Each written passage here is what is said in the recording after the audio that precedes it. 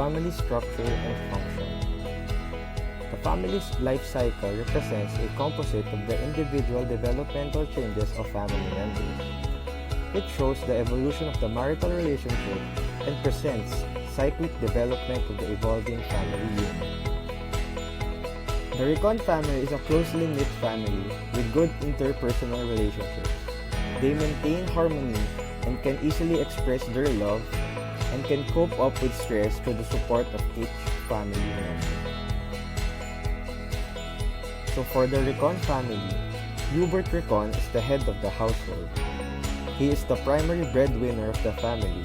He manages a business, a tailoring shop, which is the main source of income of the family.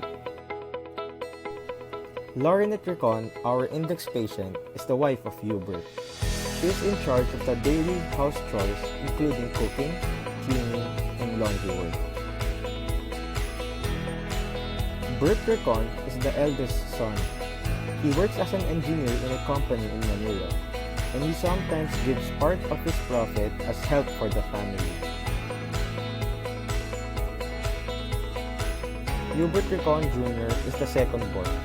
He works outside the country as a seaman. He also helps support his sister financially in medical school. The youngest child, Laurelie Recon, sometimes helps their family in their breeding business and household chores and is currently a medical student.